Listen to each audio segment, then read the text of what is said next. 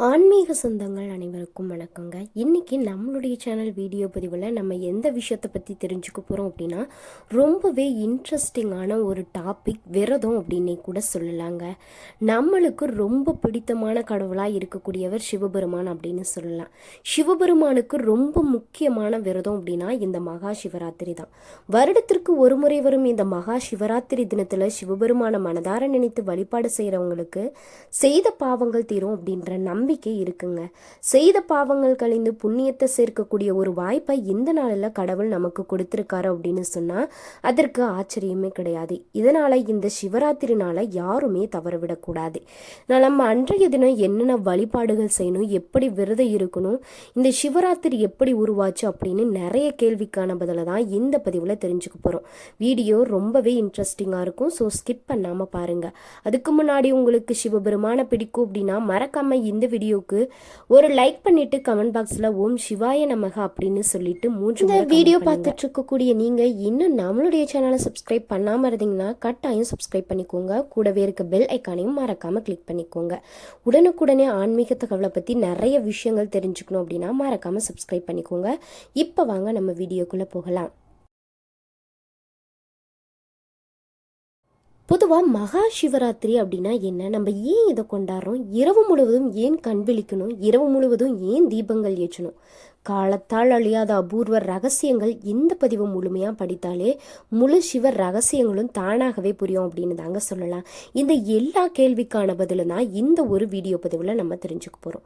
இந்து மதம் அப்படின்னு மதமே கிடையாது. அது வாழ்வியல் நெறிமுறைப்படி எப்படி ஒரு மனிதன் வாழ வேண்டும் அப்படின்னு சொல்லக்கூடிய நெறிமுறை பின்னடைய முனிவர்கள், சித்தர்கள், ஞானிகள் மூலம் மக்களுக்கு இறைவனால் சொல்லப்பட்ட விதிமுறைகள் அப்படின்னு சொல்லப்படுது. சிவராத்திரி அப்படின்றது ஒரு விழா கிடையாது. அது நம்மளுடைய மனதை கட்டுப்படுத்தக்கூடிய ஒரு மகா விரதம் தாங்க. அதனால இதை கொண்டாடுறோம் அப்படின்னு சொல்வதை விட நம்ம இதை அனுஷ்டிக்கிறோம் அப்படின்னு சொல்றதுதான் சரியான ஒரு விஷயம். சிவராத்திரி அப்படின்னா பட்டினி கிடப்பது, கண் விழிப்பது, கோவிலுக்கு போவதோடு நின்று விடாம இதோட தத்துவத்தை உணர்ந்து இந்த விரதத்தை நம்ம இருந்தோம் அப்படின்னா வாழ்க்கை என்றால் என்ன அப்படின்னு நம்ம புரிஞ்சுக்கலாங்க. நம்மளுடைய மனம் சந்திரனுடைய இயக்கத்தை பொறுத்து தான் செயல்படுது. சந்திரன் வளரும் நாட்கள் 15, தேயும் நாட்கள் 15. இதுல தேய்பிறையின் 14வது நாள், அதாவது அமாவாசைக்கு முந்தைய நாள் சந்திரன் ஏறத்தாழ மறைஞ்சிடும். நம்மளுடைய மனமும் இப்படித்தான். ஒரு நாள் ஒன்றை அடைந்தே தீர வேண்டும் அப்படின்னு ஆசை இருக்கும். அடுத்த நாளே அது எதற்கு, அதனால என்ன பையன் அப்படின்னு எண்ணி அந்த எண்ணம் தேய்ந்து போகும். இந்த விரதத்தை ஏன் தேய்பிறை 14ஆம் நாள் நம்ம அனுஷ்டிக்கிறோம் அப்படின்னு தெரியுமா? மனித மனம் ஒருநிலைப்பட தியானம் அவசியம்.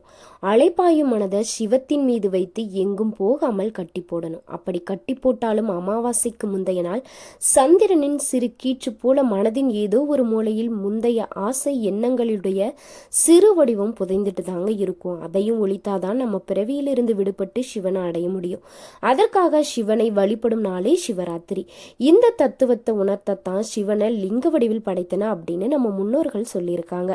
லிங்கத்தின் பானம் ஏறத்தாழ முட்டையின் வடிவில் இருக்கும். ஒரு முட்டை படம் வரையுங்கள். அதற்கு முதலும் இல்லை, முடிவும் இல்லை. சுற்றி சுற்றி போய் கொண்டே இருக்கும். அதே போன்றுதான் சிவனும் முதலும் முடிவும் இல்லாதவர் அப்படின்னு நம்ம எல்லோருக்குமே தெரியும். ஆனா மனிதர்களுக்கு அப்படி கிடையாது. நமக்கு பிறப்பு என்னும் முதலும் மரணம் என்னும் முடிவும் கண்டிப்பா இருக்கு. இது நம்ம செய்யக்கூடிய பாவ புண்ணியத்திற்கு ஏற்ப பல பிறவிகளை தரும். சிலர் 7 பிறவி அப்படின்னு மனிதர்களுக்கு கணக்கு சொல்லுவாங்க. 7 பிறவி அப்படின்றது தான் சரி. நம்மளுடைய பாவ கணக்கு கரையும் வரை திரும்ப திரும்ப நம்ம இந்த பூமியில எழுந்துகிட்டே தான் இருப்போம். பிறவி சூழல்ல இருந்து விடுபட ஏதாவது வழி இருக்கிறதா அப்படின்னா கட்டாயம் இருக்குதுங்க. அதற்கு ஒரு மந்திர வார்த்தையும் சொல்லியிருக்காங்க நம்மளுடைய முன்னோர்கள். அதுதான் அன்பே சிவம். பிற உயிர்களையும் தம்மை போல கருதி அன்பு செலுத்தணும். பிரதோஷத்துடைய அடுத்த நாள் சிவராத்திரியை கொண்டாடுவதற்கான சூட்சுமம் என்ன அப்படின்னு இன்னொரு விஷயம் இருக்கு. புராணத்துல என்ன சொல்லியிருக்காங்க அப்படின்னு நம்ம முதல்ல தெரிஞ்சுக்கலாம். என்றுமே அழிவே இல்லாமல் அமிர்தம் கடையப்படுகிறது. கடைபவர்கள் தேவர்களும் அசுரர்களும். மந்தாரமலை மத்தாக கடையும் போது முதல்ல ஆழம் காலம் என்கிற 2 விதமான விஷம் வரும். உலக மக்களை ரட்சிக்கும் பொருட்டு சிவன் அதை பருகினாரு. உமையாகிய சக்தி அதை கண்டத்தில் நிறுத்தி வைக்கிறாரு. இதனால சிவன் திருநீலகண்டர் அப்படின்னு போற்றப்படுறாரு. ஆனா இதற்கு பின்னால தெளிவான யோக விஷயங்கள் மறைந்திருக்கு. சிவத்தின் சக்தி அம்சமே குண்டலினியாக நம்மளுடைய மூலாதாரத்துல உரைக்கிறது. இதனாலதான் மூலாதாரத்தின் தேவதையாக கணபதியை குறிப்பிடுறாங்க. விநாயகருடைய உருவமே யோகத்தை உணர்த்துவது அப்படின்னு விநாயகர் அகவல் மூலம் அவ்வை நமக்கு தெளிவுபடுத்தியிருக்காங்க. குண்டலியானவளை உச்சிக்கு ஏற்றி சிவத்தோடு கலக்கும்போது அமிர்தம் உண்ணலாம்.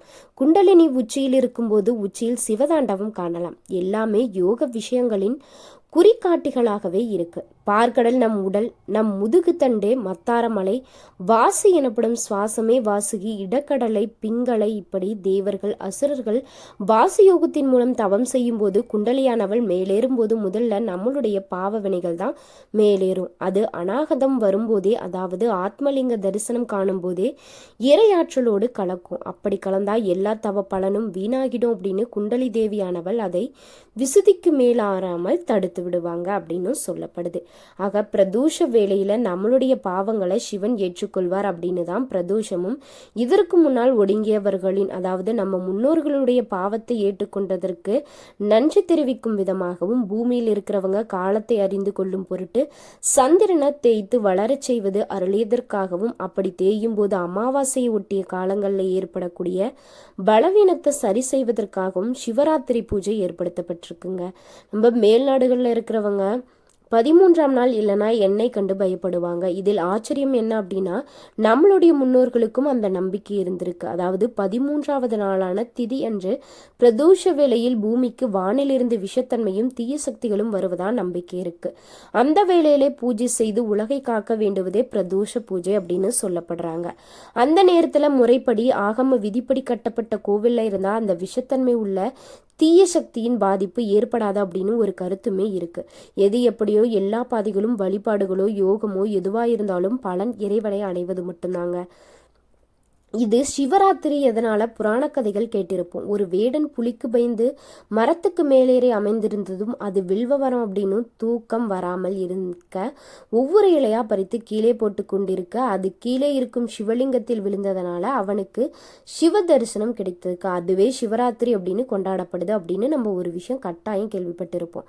இன்னொரு புராண கதையுமே இருக்கு. 4 முகம் கொண்ட ஐயனும் திருமாலும் தங்களுக்குள் சொற்போரிட்டு தன்னை தேடின பொழுது சிவபெருமான் திருவுருவம் கொண்டு மாசி திங்கள் 14ஆம் நாள் திங்கட்கிழமை திருவோணம் கூடிய நன்னலான் ராத்திரி 14ஆம் நாளிகையில மகேஸ்வர மூர்த்தராக அடியும் முடியும் காட்டாமல் அவ்விருவருக்கும் காட்சியளித்து விசாரிக்கும் போது பிரம்மதேவன் சிவனாரின் திருமுடியை கண்டதா பொய்யும், திருமாலானவர் திருஅடியை காணவில்லை அப்படின்ற மெய்யும் விளம்பினபடியால் நான்முகனுக்கு கோவிலே இல்லாமல் போனது அப்படின்ற சாபமும், திருமாலுக்கு காத்தர் சிறுபெருமை உண்டாக கடவுது அப்படின்ற வாழ்த்தும் அருளி காட்சி கொடுத்த நாள் தாங்க இந்த சிவராத்திரி அப்படின்னே போற்றப்படுது. இதையும் தாண்டி மகா சிவராத்திரியில என்னென்ன விஷயங்கள்லாம் செய்யக்கூடாது அப்படின்னா, இறைவனுக்கு 4 ஜாம பூஜைகள் செய்யப்படும். ஒவ்வொரு ஜாமத்தின் போதும் அபிஷேக ஆராதனைகள் செய்யப்படுவது வழக்கம். மகா சிவராத்திரி என்று நாம் செய்யக்கூடாத சில நடைமுறை பழக்கத்தை முன்ன தெரிஞ்சுக்கணும். அன்றைய தினம் செய்யக்கூடாத முக்கியமான தவறு பக்தர்களுக்கு உணவு அளிப்பது. அடியார்கள், சிவாச்சியர்கள், கோவிலில் இருக்கக்கூடிய குருக்கள் ஏன் இதை கவனித்து தானம் செய்பவர்களிடம் சொல்ல தவறுகிறார்கள் அப்படின்னு தான் சில பேருக்கு தெரியாத ஒரு விஷயமா இருக்குன்னு சொல்லலாம். மனிதர்களுக்கு முக்கியமான 2 விஷயம் உணவு, நல்ல தூக்கம். இந்த 2ஐயும் விலக்கி சிவனுக்காக நாம் விரதம் இருப்பது தான் இந்த நாளுடைய நோக்கம் அப்படின்னே சொல்லலாங்க. இந்த சிவராத்திரி அப்படின்றது சிவபெருமான் ஆரவாரத்தை விரும்பாதவர், ஏகாந்தம், முற்றிலும் அமைதி. இவர் விரும்புவது அமைதி மட்டும்தான்.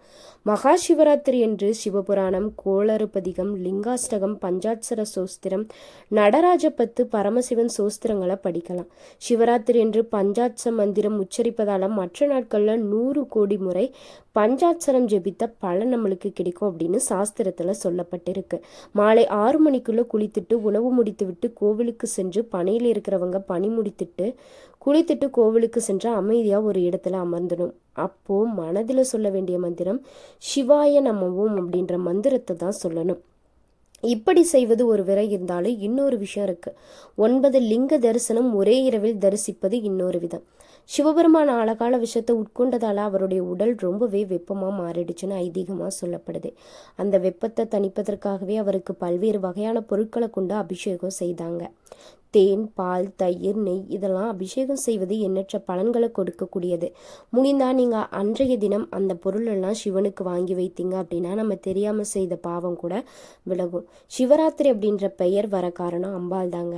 பிரளய காலத்தின் போது பிரம்மனும் அவரால் சிருஷ்டிக்கப்பட்ட அனைத்து ஜீவராசிகளும் அழிந்துவிட்ட நிலையில் இரவு பொழுதில் அம்பிகை உமாதேவி பரமேஸ்வரன் நினைத்து பூஜை செய்திருக்காங்க. 4 ஜாமங்களிலும் இரவு முழுவதும் ஆகம விதிப்படி அர்ச்சனை செய்திருக்காங்க. பூஜையோட முடிவில் அம்பிகை ஈஸ்வரனை வணங்கி அடியேன் தங்களை பூஜித்த இந்த இரவை தேவர்களும் மனிதர்களும் தங்கள் திருநாமத்தாலேயே, அதாவது சிவராத்திரி அப்படின்னு கொண்டாட வேண்டும் அப்படின்னு வேண்டியிருக்காங்க.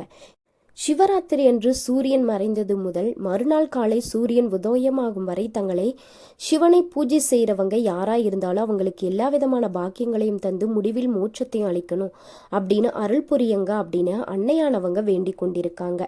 சிவபெருமானும் அப்படியே ஆகட்டும் அப்படின்னு சொல்லி அருள் புரிந்திருக்காரு. அந்த இரவே சிவராத்திரி அப்படின்னு வழங்கப்பட்டு எல்லோராலையுமே கொண்டாடப்பட்டுட்டு வருது அப்படின்னு சொல்லலாங்க. இப்படித்தான் சிவபெருமானுக்கு உகந்த இந்த சிவராத்திரியானது உருவாயிருக்கு அப்படின்னு சொல்லலாம். அந்த கதையை தான் இந்த வீடியோவில் தெரிஞ்சிருப்போம். வீடியோ உங்களுக்கு இன்ட்ரெஸ்டாக இருந்திருக்கும் நம்புறேன். வீடியோ பிடிச்சிருந்துச்சு அப்படின்னா மறக்காமல் லைக் பண்ணுங்கள், ஷேர் பண்ணுங்கள், கமெண்ட் பண்ணுங்கள். நீங்கள் இன்னும் சேனலை சப்ஸ்கிரைப் பண்ணாமல் இருந்தீங்கன்னா மறக்காமல் சப்ஸ்கிரைப் பண்ணிக்கோங்க. இந்த வீடியோ பற்றி உங்களுடைய கருத்துக்களை மறக்காமல் கமெண்ட் பாக்ஸில் பதிவிடுங்க. இப்படி ஆன்மீக பதிவை உடனுக்குடனே தெரிஞ்சுக்கணும் அப்படின்னா மறக்காமல் சேனலை சப்ஸ்கிரைப் பண்ணிக்கோங்க. நன்றி நண்பர்களே.